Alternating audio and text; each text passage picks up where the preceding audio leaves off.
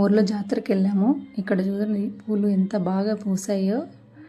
And టెంపుల్కి వెళ్ళాము, నేను, అత్తయ్య, మా అమ్మాయి, మా బావగారు పిల్లలు.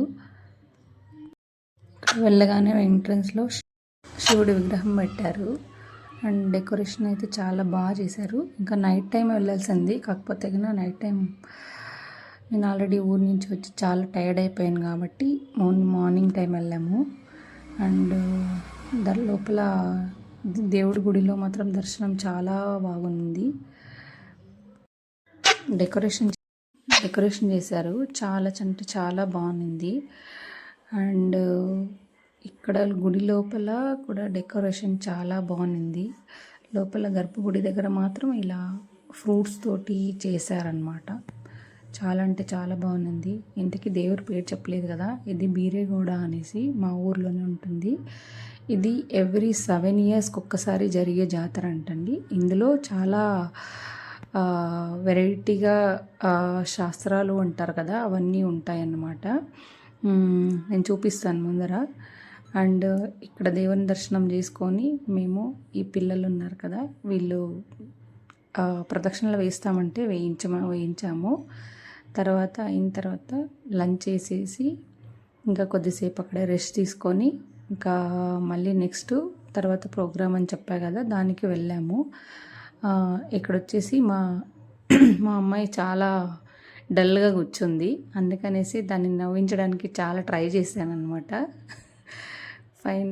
చాలా ట్రై చేసిన తర్వాత తను నవ్వింది, ఫైనల్లీ నవ్వింది. ఇంకా నెక్స్ట్ వచ్చేసి ఇలా జాతర అన్నప్పుడు ఇలా శివుడి వేషాలు ఇలా కొందరు వేసుకొని ఇట్లా దేవుడి ముందు ఆడుతారనమాట. పాపం వీళ్ళు నైట్ అంతా, ఇంతకు ముందు రోజే బాగా నైట్ అంతా ఆడారు. ఇది 2nd day ఆఫ్ జాతర. ఇక్కడ నుంచి ఇక్కడ చూస్తే ఇక్కడ వీళ్ళు ఏమంటారో నాకు తెలీదు, బట్ అదొక కల్చర్ అన్నలాగా అన్నారు. నాకు దీన్ని చూస్తుంటే బాహుబలిలో ఒక సాంగ్లో వేశారు కదా, అలా అనిపించింది అనమాట. అండ్ ఇలా దేవుణ్ణి తీసుకెళ్ళి ఫస్ట్ ఆవు ఉంటుంది కదా, ఆవుని ముందర తీసుకెళ్ళి తర్వాత దాని వెనకాల దేవుడు వస్తాడు. దేవుడు వెనకాల ఇక్కడ ఒక శాస్త్రం ఉంటుంది, అంటే చెవులకు తెచ్చడానికి ఒక శాస్త్రం చేస్తారు. సో ఆ పీపుల్స్ మళ్ళీ దాని వెనకాల వెళ్తారన్నమాట. ఇలా ఏంటి చాటలు అంటారు కదా, దాన్ని పట్టుకొని అందులో ఒక కత్తికి ఒక నిమ్మకాయ పెట్టుకొని వెళ్తారు. అండ్ ఇది ఫైనల్ స్టేజ్ ఆఫ్ జాతర. దీన్ని చూడడానికి వచ్చిన జనాలు అన్నమాట. అసలు ఇదైతే హైలైట్. ఈ జాతరలో మెయిన్ హైలైట్ అంటే ఇదే. ప్రతి మనిషికి కొబ్బరికాయలు తల మీద కొడతారంట.